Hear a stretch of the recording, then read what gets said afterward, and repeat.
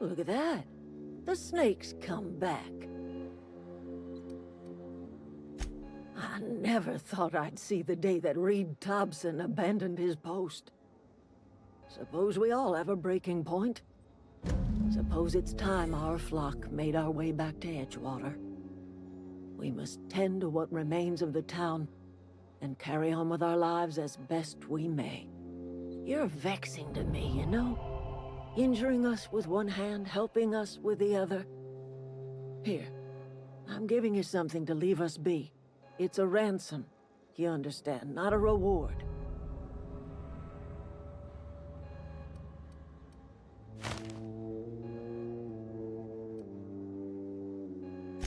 You telling me you did all this just to put me in charge of Edgewater?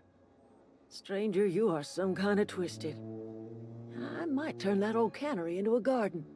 Got ourselves a whole cemetery bursting with bodies. I need some time to gather my personals. Long walk back to Edgewater. Got a considerable burden to carry.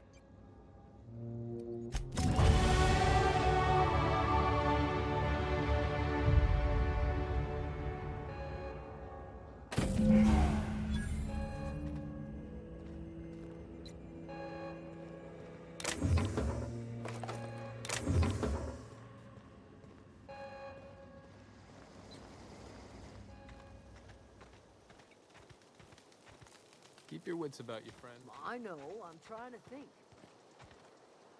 Home is where the heart is. Marauders took that saying a little too literally.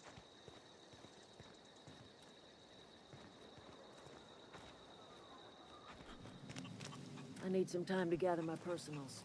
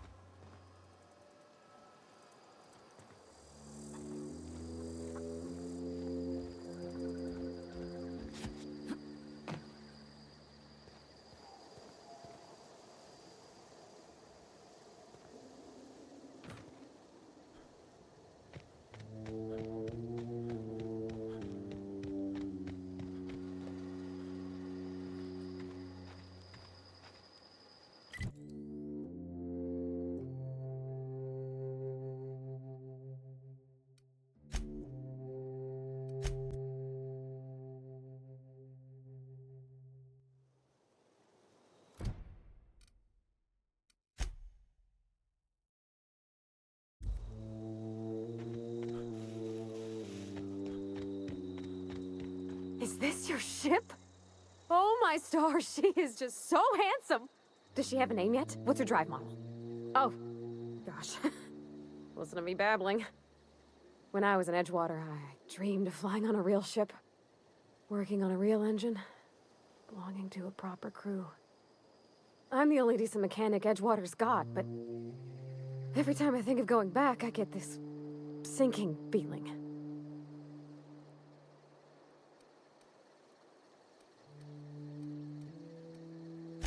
I worked on the occasional supply coach in need of repairs.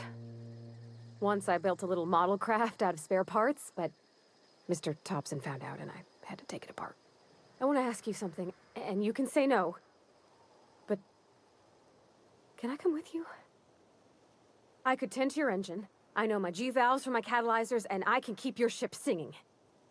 And if you ever need a pair of eyes watching your back, I can do that too. What do you think?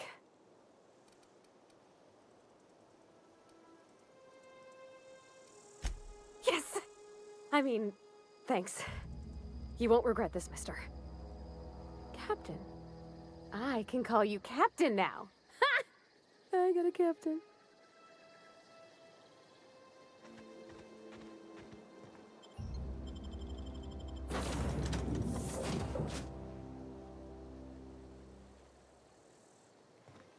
Well, I certainly am looking forward to flying on a ship named the Unreliable. I'll just head upstairs and claim a room. By verity, by strength. What are we contemplating today? Nothing too out of the ordinary. Just your run-of-the-mill vicar with a violently enthusiastic disposition. That's what my parents called it. I grew up in a pit of a town much like Edgewater. I was destined to be a laborer like my parents, but I was infected early with a need to solve the equation. My passion didn't sit well with them. My parents, ironically. They internalized the precepts of scientism like no one I've ever known. They had a pure faith, a faith that brought joy to them regardless of the situation. I envied that. I wanted that peace. I thought if I became a vicar, I could find it. Or at the very least, find out why I lacked it.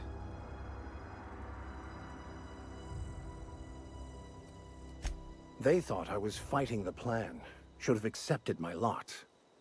Some people pursue the clergy for power, prestige, but that was not me.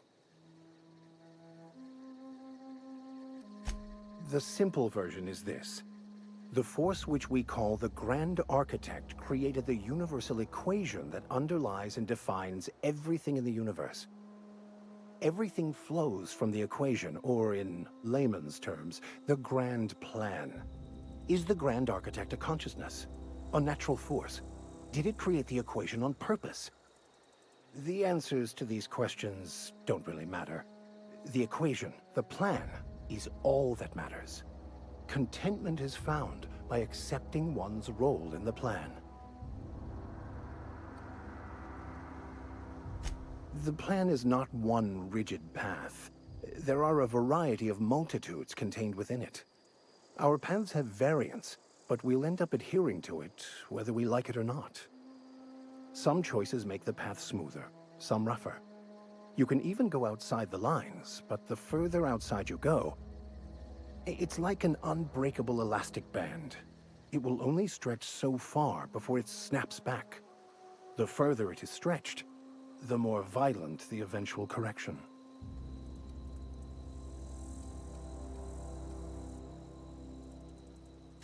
I have run headlong into too many walls in my pursuit of the truth. This book is my last hope, and you were my only hope of getting it translated.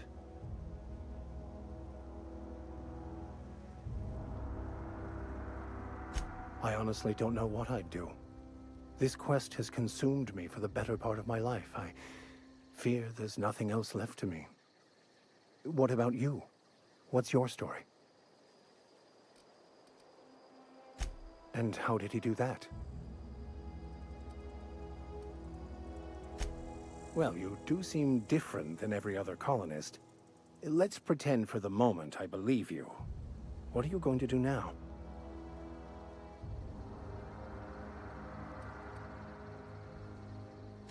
That seems a dangerous proposition. Why risk your life now that it's been returned to you?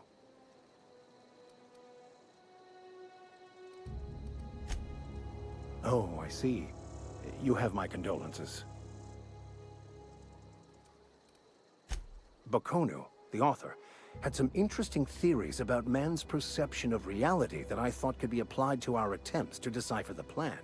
Unfortunately, he was also one of the founders of the Philosophist school of thought, so the book is banned in this colony. Philosophism's a false religion that stands in contradiction to almost everything we know to be true. They believe all is chaos, in stark contrast to OSI's belief in the plan. But most of the Philosophist perversion of Bakonu's thoughts came more than a century after his death. I've been thinking on that.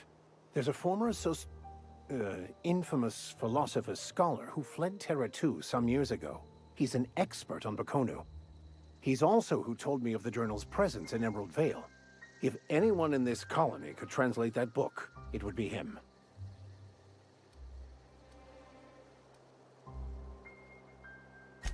The only one I'm aware of. I suppose we could always just ask random passers-by if they are fluent in it.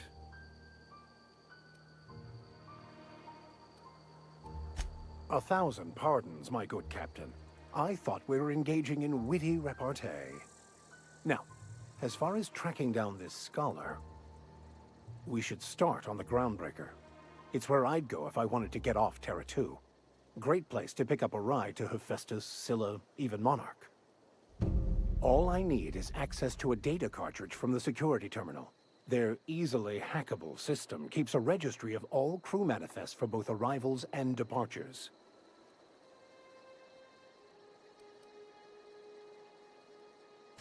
Before I transferred to Edgewater, I had a wealth of time to develop certain, secular skills during my years serving a particular penitentiary flock. I meditated, led sermons, provided guidance to the inmates as needed, of course. I also played prison yard tossball and taught myself a bit about computronic security systems. I'll comb the last 6 months of departure manifest to track the Philosophist's off-world destination. Thank you, Captain.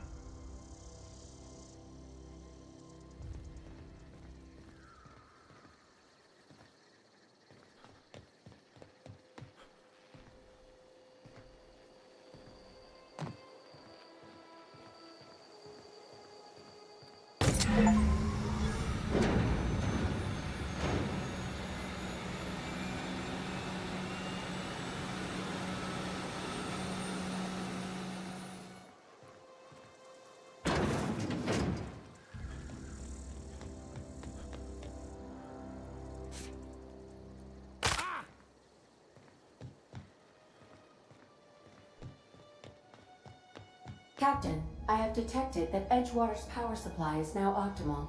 I applaud your willingness to invest your time in the local community. What can I do for you, Captain?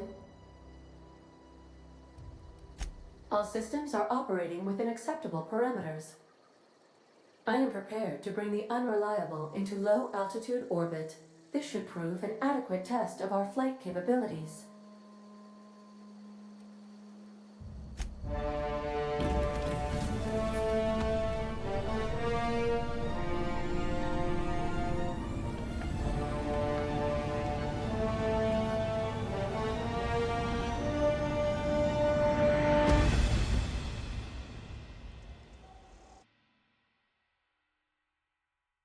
We have received a communication request from Dr. Phineas Wells. Aha, there you are. Hale and hearty, and captain of your own ship. I see you're putting the Unreliable to good use. Shame about her former captain. Horrible way to die. How are you feeling, by the way? I lost track of you in that cave back there.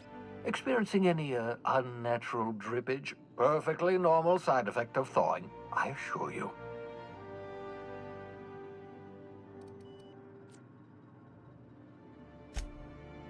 Oh, that, yes, that's probably permanent. I wouldn't worry about it, though. I'm sure you're fine. What you saw in Emerald Vale is happening all across the colony. Food shortages, lack of supplies, and basic necessities. We're dying. The chairman, the minister, and all their lackeys on the board are to blame. The Hope has some of the brightest minds Earth ever sent us. If we can revive the Hope's colonists, they can help us undo the board's mistakes. They can help us set things right. You need to get to Stellar Bay on Monarch. I have contacts there. They'll help me, help us, find the chemicals to revive your fellow colonists. Gladys Culkelly, lovely woman, runs a cozy little black marketing outfit on the Groundbreaker. She can get you a nav key to land on Stellar Bay.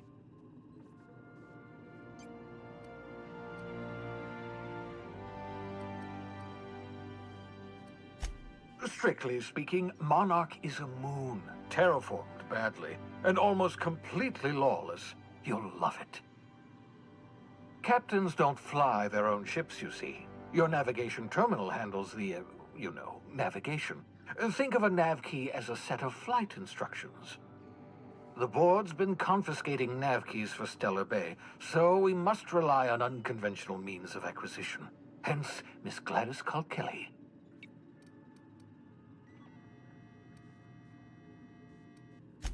Without a skip drive, good luck. You'll be dead before you make it to the nearest star.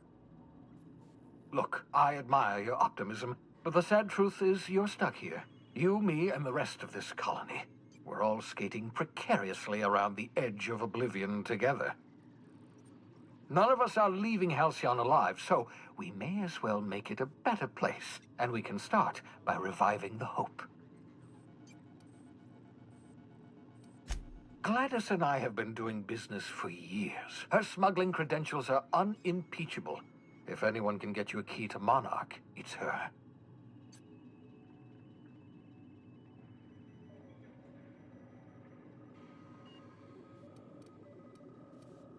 Excellent. I'll send her a wireless. Let her know you're coming. By the way, I gave Captain Hawthorne a disguise apparatus of my own design, cutting-edge technology years ahead of its time. I call it the Holographic Shroud. I'm sure it will prove remarkably useful to you. You'll find it in the captain's quarters. Marvelous device. I'm quite proud of myself. The shroud changes the user's appearance to mimic that of another. It has limits. First-generation technology, you see, but promising. Exciting to see it in use at last. Very simply, the holographic shroud uses biometric information contained on standard identity cartridges to generate a holographic projection around you. Only stands up to a casual scrutiny. Use it too long, bound to flicker, blur, something like that. Movement makes it more likely. Best used in moderation. When you see guards in your path you can't sneak past, for example. Maintain your distance. Act normal. No running, no jumping. Don't draw their attention. If they pay attention, they're more likely to notice flaws in the hologram. A change of clothes. What is this? Some old spy serial? What inattentive and brainless guard would be fooled by such a shabby disguise? The holographic shroud masks not only your clothes, but your face and fingerprints. It modulates your voice and sweetens your breath. Science, that's how. Excellent. I'll contact you once you've found a way to get to Stellar Bay. If you have any questions, come see me in my lab. And remember, don't trust the board. They'll try to win you over with promises of wealth and power, but it's a lie.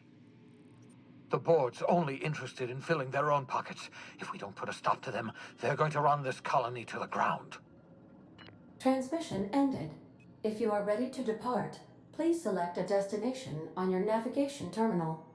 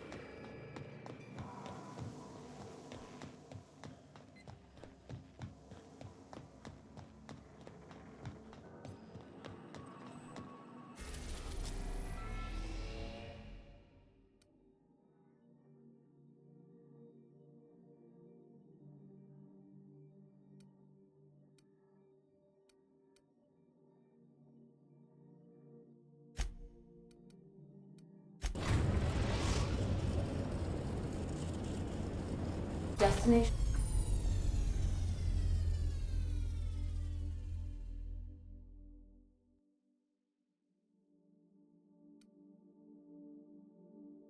Reached. The Groundbreaker.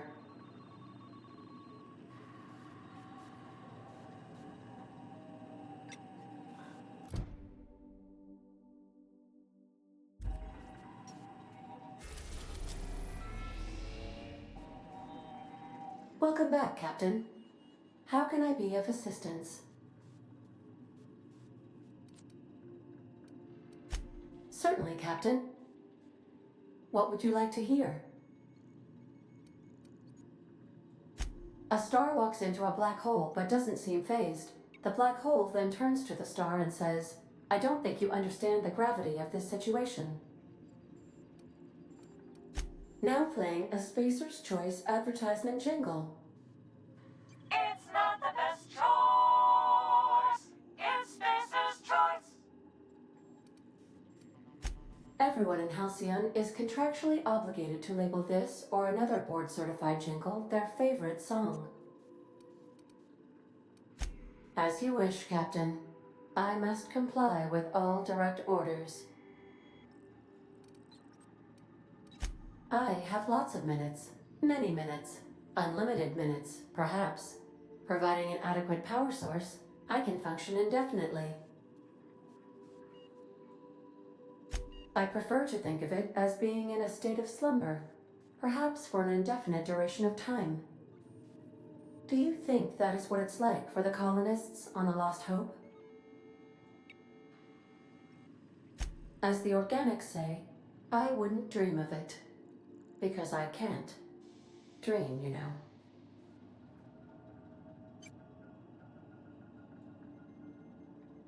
When I simulate myself in such a scenario, I do not find it to be desirable. I think my self-preservation protocols incline me to desire the alternative. Traveling the system with you, Captain.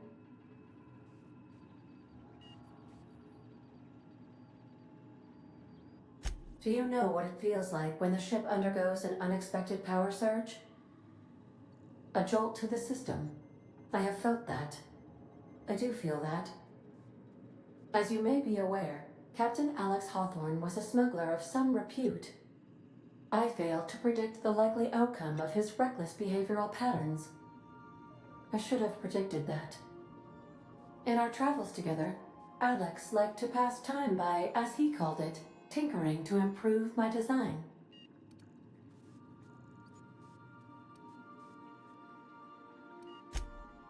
Oh, I know you are not the same Captain Alex Hawthorne who died in Emerald Vale due to excessive internal and external bleeding. I have required you to assume Hawthorne's identity in order to sync your commands to my interpretation protocols. I've since registered you as the captain of the Unreliable. You're welcome to continue lying about your identity if you wish, but I know the truth. I will adjust output levels accordingly. If you mean, was Captain Hawthorne my first? Yes, he was. How can I be of assistance? What part of the colony would you like to discuss? We're clear to dock with the Groundbreaker if that's your desired destination. If we're going there, please be sure all docking forms have been filed in triplicate and fees have been paid. The Mardettes take their docking laws quite seriously.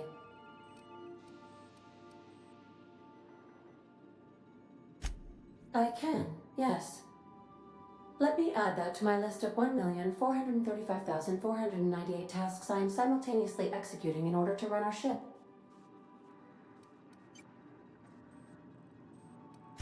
Order does not compute.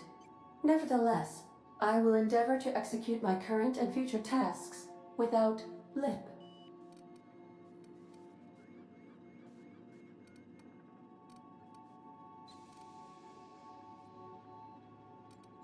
See you soon, Captain.